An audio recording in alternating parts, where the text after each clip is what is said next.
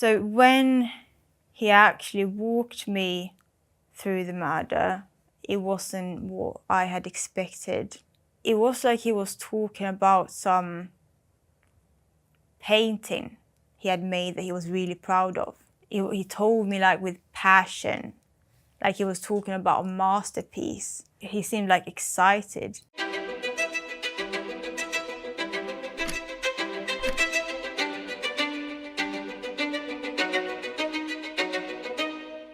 I grew up in Sweden with my mum and partly with my dad.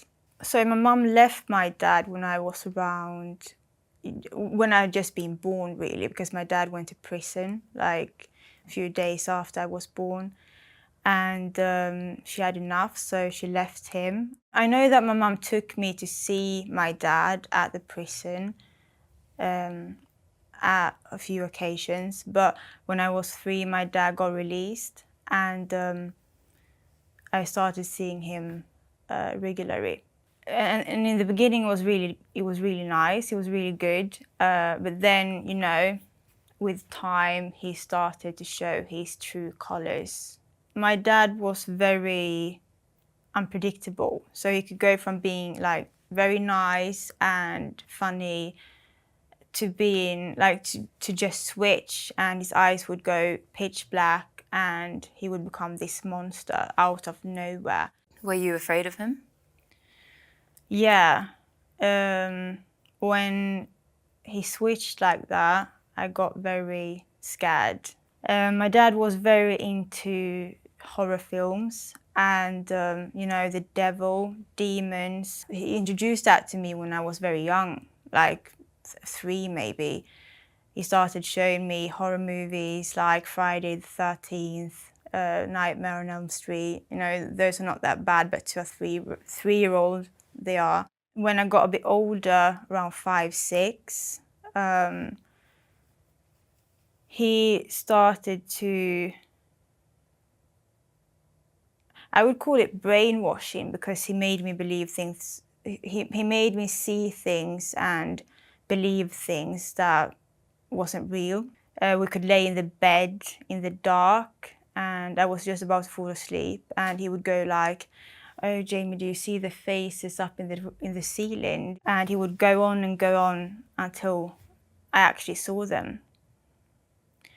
And that would make me so scared, and I would just put the duvet over my face and try to fall asleep, and he would like sit there and laugh. He would laugh? Yeah. If I got scared, he laughed.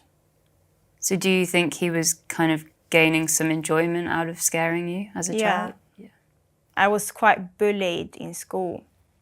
And one time I told him I was bullied and I was very upset about it. And his solution for that was to give me a voodoo doll. It was a doll that he had made himself, like this big, and also a needle that I was supposed to like put in the doll where I wanted my bullies to get hurt. Were you ever scared that he might hurt you? Every time I was very scared that he would hurt me. He was very close once when he was like walking up to me, and I was just sitting there in the sofa, curled up, shaking, and then he put his fist like this, and I just shut my eyes and waited for the punch. It never happened. He walked away and then acted like nothing had happened. But you know, sometimes I actually wish that he would just punch me in the face instead of like messing with my brain that much. I think that would be, some of it would be easier to heal from. Yeah, it sounds incredibly manipulative and confusing and terrifying all kind of at once. My experience was that he did become like angrier and angrier, and it got even worse when he met his ex-girlfriend. Helle and my dad met at a psychiatric hospital. And I remember the first time I saw her, he introduced me to her. And I remember like her red, long hair. I really wished that they would stay together because I really liked her. She was very like fierce, and she wasn't afraid of him. And she was kind to you? She was kind at first. She was really, really kind. She told me she loved me like her own daughter, and I started loving her like my own mom. Like I really, really, really loved her so much. I adored her. But then again, she had her problems, her mental issues. She was bipolar. So she could also go from being very loving and caring towards me to just, switch, and she wanted nothing to do with me. And she would tell my dad, he's a king, go and take your daughter because I can't stand her.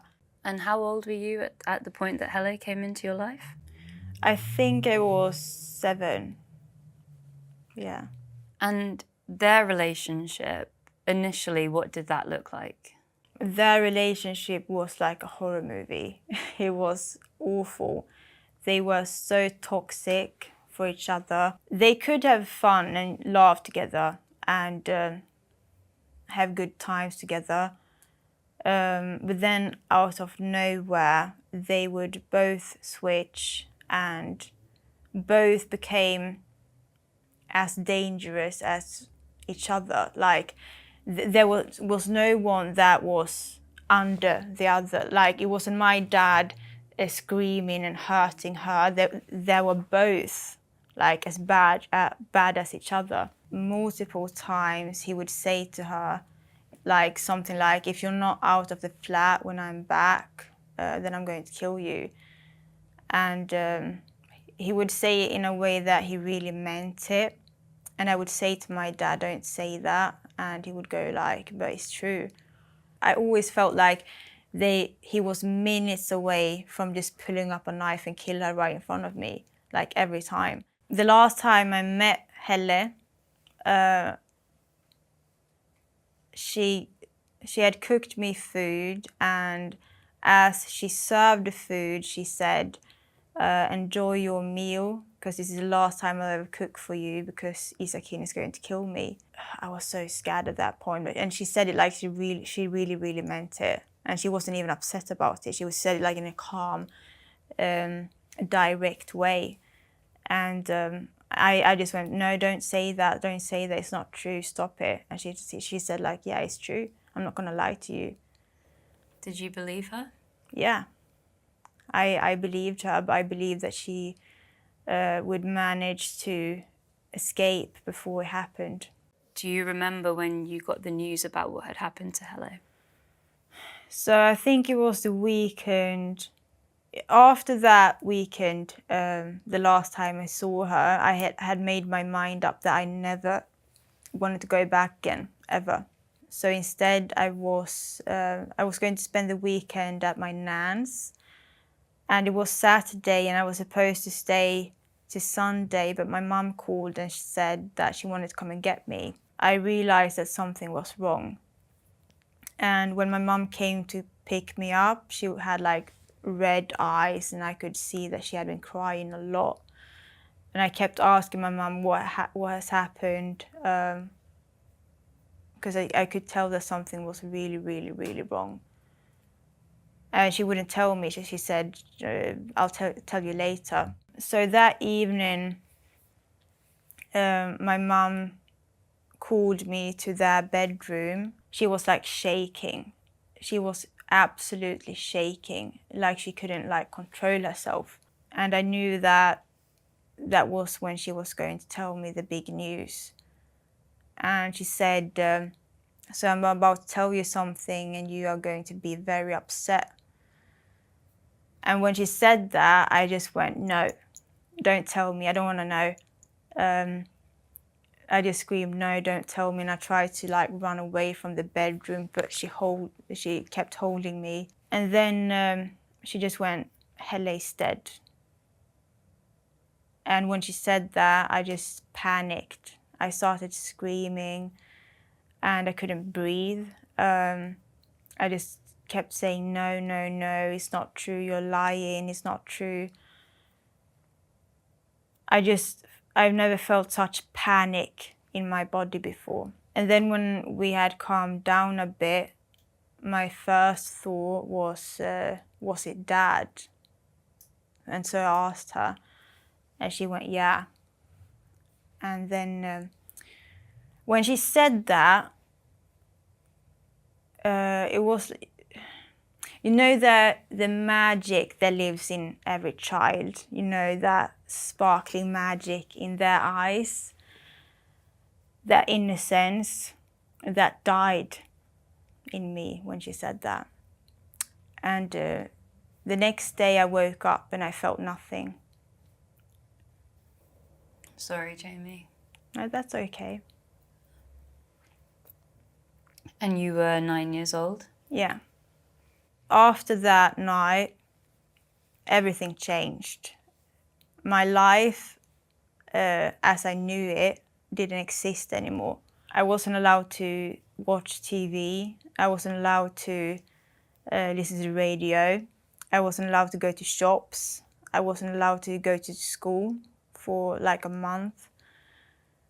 They kept the curtains down because neighbors passing by tried to sneak in. So one day my mum actually did take me to the shop, and as we were walking towards the exit, I just all of a sudden saw my dad's face all across like the Sweden's biggest newspaper.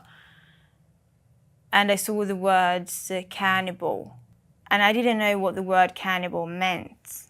So, but as I saw that, his face, you know, my dad's face on that newspaper, I just froze to ice. And my mom had to like drag me away from that. But I went home and I Googled the word cannibal. And as I was reading it, I had to stop because it was too brutal and disgusting, and I couldn't accept that my dad would have anything to do with that word. But my mum and her wife had seen like the Google history, and they had seen that I had Googled for cannibal. So they talked to me and said, Jamie, please don't try to find out anything more about him or the murder or that word because you are too young to know. Please just trust us when we say that. So I actually stopped trying to find out anything more about the murder. And I guess during this time, what was happening with your father? Yeah, so he had got sentenced to this psychiatric institute, and I wasn't in contact with him for the first 2 years, but his mum, my nan, was. So she went to see him and she talked to him on a regular basis, and she started to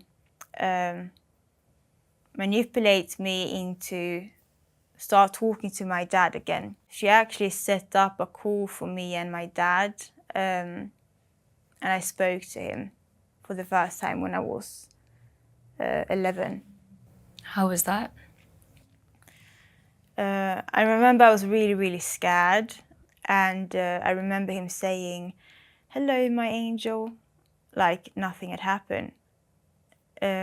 He always said that to me, my angel, my little angel. It was so nice to hear my dad's voice again, because because when he killed Helle, it was like I had lost two people. I had lost her, and then I had lost my dad, because in my world I would never see him again. When I talked to him, it was really nice to hear his voice, and he didn't mention anything about the murder, and I didn't ask about it. I just asked, like, So what are they giving you to eat? Have you made any friends? Like those kind of questions. And he would ask me about school, but he mostly spoke about himself, as he usually do. And then he ended the conversation by saying, you definitely don't have to come and see me, but it would make me really, really happy. I went and saw him like a few months later. We drove up to the city where the hospital is still. It was like a 4-hour drive. I was so nervous. I was like shaking. I didn't know what to expect. I thought that he had turned into some sort of monster, that he would be like really, really big and have this really dark voice, like a killer. But then I saw him. He walked out of this big door and he looked so tiny. He had lost so much weight. And he walked up to me and hugged me really, really tight. And that was the first time I ever saw him crying. And he said something like, I can't believe you're here. So during that visit, he actually didn't even mention the murder once. We didn't talk about it. We just had so much fun and we were laughing so much. And I felt like I had gotten my dad back, you know. It's so weird because he still was this killer, and he had taken Helle away, and he was hated by the entire country and parts of the world.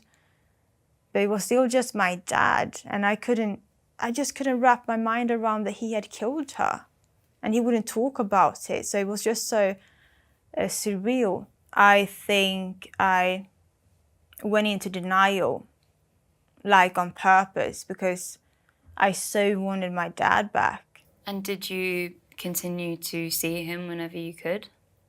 Yeah, I went to visit him, I think, once a month. And I know that your kind of subsequent teenage years were quite difficult for you, undoubtedly, because of everything you went through. I guess the emotional state you found yourself in through this time, what did that look like? I became a very dark person. Like everything was just so dark. Everything around me was just dark. Like in school, I was bullied because of my dad. People called me like, oh, you're the cannibal's daughter. Like that's the thing everyone just knew me as. No one knew me as Jamie. I was just the cannibal's daughter. Yeah, so wherever I turned, it was just darkness. And I had accepted that darkness as my reality, and that was just my life. And I felt such hatred for myself. I didn't really know who I was. I didn't know what I wanted. I stopped going to school. I dropped out when I was 14 and started hanging out with the wrong crowd and got into drugs. And yeah, it got really bad. And I was like a full-on addict at 15. I started seeing my dad on my own, without a supervisor and without my nan and without my mum. And he would use our visits, like every time I went there, he would sit there. It was like a brainwashing session. He would sit there for 2 or 4 hours just talking about the darkness that was going on in his mind. He would make me believe that everything was an illusion, that no one existed except for me and him. He would make me believe that we were angels sent from hell, that I was like a daughter of the devil. It had gotten to a point where I was so deep down, like in the addiction, and my world, as I said, was so dark because of my dad. Like it was no light to be seen. It wasn't a world where I wanted to live in, you know. And I had gotten so depressed to the point where I didn't see a way out, and I wanted to kill myself. I had never felt that way before, and so I was really, really scared. I actually felt like, shit, I want to die. So I went to my safe space, my dad, my safe person, and asked him, I said to him, Dad, I don't know what to do. I want to die. I want to kill myself. If something doesn't happen like now, I am going to kill myself. And he said, all right, so then there is only one solution. And he told me about this ritual. And he said, if I do that ritual with him, that everything would change. I would become very happy, very successful, and I would receive everything I ever wanted in my whole life, for the rest of my life. And so this ritual was a ritual to the devil. It was a ritual where I was going to sell my soul to the devil. So he sat me down in this visitor's room, and he told me to hold his hands, and we were sitting like in front of each other. And as we were holding each other's hands, he told me to close my eyes, and so I did. And then he said, say after me. And he started saying these words to the devil. It lasted for about 10 minutes. It was very long. And as I was saying these words, I felt sick to my stomach, and I felt like, what am I doing? I just kept thinking to myself, I can't be doing this. I can't be doing this. But then I thought, oh shit! Now it's too late. It's too late. Now I have to keep going. It's too late. There is no way back now. And then when we finished saying these words, we still kept our eyes shut, and we're still holding each other's hands. And I remember feeling like we were in this pitch black space, like we were floating in some black space. It was really weird. And my dad said, can you see them around you, Jamie? Can you see the beings that are flying around you now, Jamie? They will always be here. They will always follow you. And for now, you can't see them. I can see them all the time, but you can't. But soon enough, you'll start hear them and then eventually see them. But don't be scared, because they are here to help you. And these were like demons. I've never been so scared in my life. Because I just knew that at any point I would start hearing them. And there was no way to stop it. It was too late. I had sold my soul to the devil. It couldn't be undone. And I came home to my mum, and I was just shaking and looking down on the floor, and my mum would ask me, what happened, Jamie? What happened? What's wrong with you? And I remember it felt like I was underwater. I couldn't really hear her. I remember sitting there like curled up in the sofa, and I was just shaking, and I covered my eyes, I covered my ears, and I just knew like anytime I will lose it. Anytime now I will lose my mind, and I will never come back again. And I started like pulling my hair, and like I couldn't breathe. I knew that I was losing my mind, and I couldn't stop it. And I just started like hitting my head, and I kept hearing my dad's voice over and over again, like, you'll start hearing them, you'll start seeing them. They'll always be with you, Jamie. So I texted my mum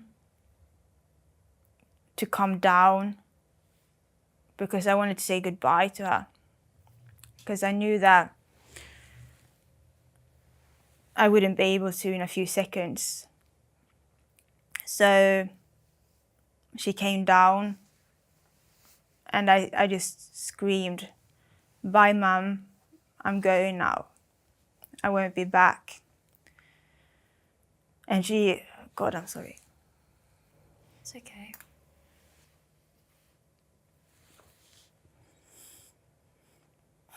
Do you want to take a minute? No, it's fine. Are you sure? Yeah.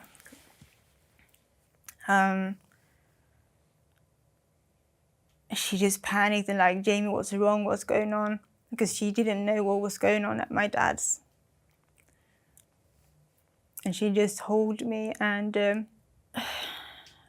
I managed to tell her what my dad had done. I said, "Mum, my dad have sold my soul to the devil, and there's no turning back. I can't do anything about it, Mum. I'm sorry I did that." I said, "Any moment now I'll go insane, Mum. You have to drive me to some hospital somewhere, because I won't be able to be here." When I said that, she got furious. She said, "How the hell can your dad say that to you? How can he do that to you? To his own daughter, how can he do that?" Then she held me for so long. She just held me for so long, and she said, "Jamie, your dad could never make you into what he is, because you are love and light. You can never be that darkness that he is, because you are love and light. You can never be that. You don't have to be afraid, because your love and your light is so much stronger than his darkness." So I think my mum saved me that night. Yeah. Your relationship with your father from that point, was it different? It was very difficult the time after. So it went like 2 or 3 weeks when without me talking to him. He called me, but I wouldn't answer. But then I finally called him, and then I said, "Dad, I felt really bad after that ritual. And if we are going to stay in contact, I don't want you to involve me in your in that kind of stuff anymore." And when I said that, I was very surprised, because he said to me, "Oh, but Jamie, I did this so that you would realize that you don't want to be in this anymore. I wanted you to make your way out of my darkness." I think it was a few months after, when we were sitting in the visitor's room also, talking about dark stuff. And then all of a sudden he went, "Do you want me to walk you through the murder?" And I said, "Yeah," because I actually still didn't know what really had happened, because my dad had said to me, "Don't bother reading the papers, because they are lying anyway." So when he actually walked me through the murder, it wasn't what I had expected, because when he did, it was like he was talking about some painting he had made that he was really proud of. He told me like with passion, like he was talking about a masterpiece. And he walked me through every little small detail. And as I was sitting there like feeling sick to my stomach, he seemed like excited to talk about it. And I think that's when it all just became very real to me. And that's the first time I actually felt like my dad is a killer.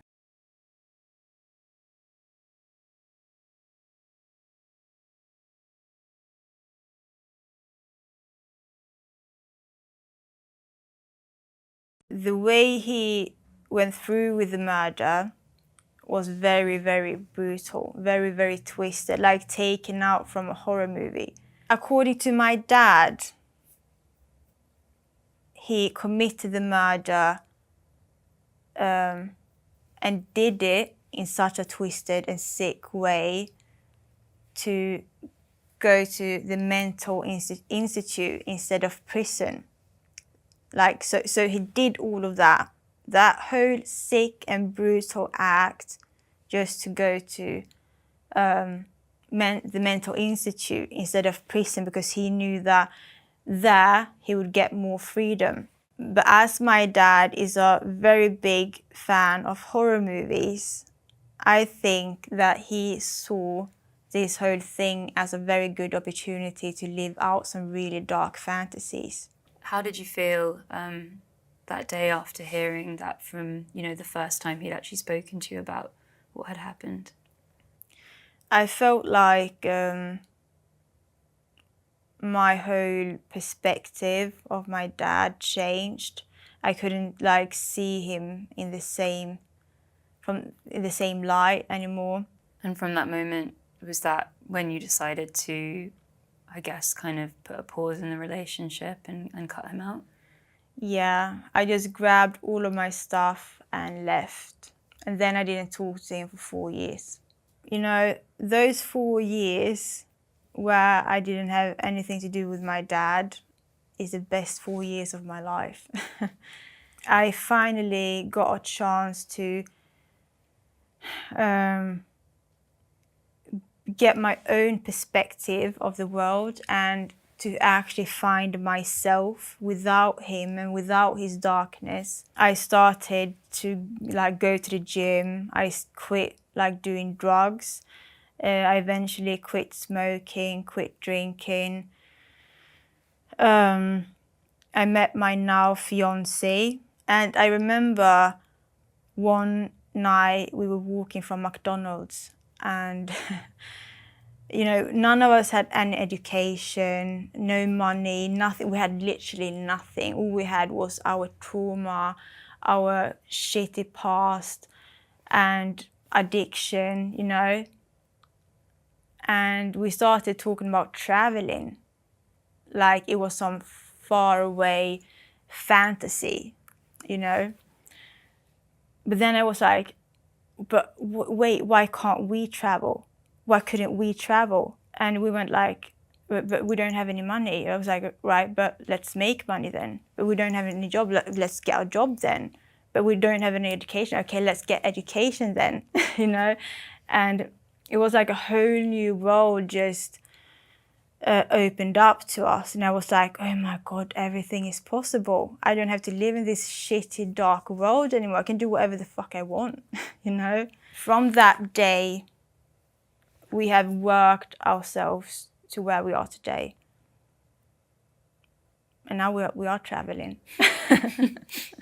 So glad to hear that. I mean, it's amazing, that turnaround. I don't think a lot of people have the strength to get out of such dark places often. So it's, really remarkable that you've pulled yourself out of that. And that's why I'm doing this. That's why I am telling this story for those people that finds it hard to get out from those dark places. And we've kind of spoke about meeting your fiance and going traveling. And I know that was it last year that you decided to see your dad? It was pretty much exactly a year ago, yeah. When I had my son, Sylvester, I started thinking a lot of my dad. And I started thinking, right, what my dad doing? What is he thinking? How is he feeling? I didn't know if he had gotten any more freedom. I didn't know anything about him anymore. And you're starting to fantasize. Oh my God, what if my son had a granddad? I had just given birth to my baby girl, Birdie, and I actually went and just knocked on my dad's door without him knowing. And that's the first time we saw each other in 4 years. How were you feeling? I was so scared. But he opened the door And when he saw me, he just looked at me like he had seen a ghost. And he didn't say anything. He just looked at me like this. And then he went like, "Oh shit." The first thing I wanted to confront my dad about, like the first thing on the top of my mind was the fact that he had sold my soul to the devil. And so I did. I asked him about that, and I was very surprised about his answer when he said that he did not regret it at all. Like, that was the proudest moment of his life when he sold my soul to the devil, because he believed that all of my successes and all of my happiness is because of that moment when he sold my soul to the devil. That's how did it feel hearing that? It was disappointing, you know. I wanted him to like be proud of me for everything that I had accomplished, you know, against all odds. But then he thinks he's the reason that happened, and the fact that he sold my soul to the devil. So that was very disappointing. It felt like I was in a different position. I didn't feel like he had any power over me there and then. But I am still very happy I had that conversation with my dad, because I got to walk away and not having to wonder anymore. I won't have to wonder if I'll ever have him in my life again. I won't have to wonder what he looks like, what he's at mentally. I know now, and I know that I never ever in my life want anything to do with him again. I will never see him again in my life. He might as well be dead. And that is sad, you know, mourning someone that's still alive. Do you still love your dad?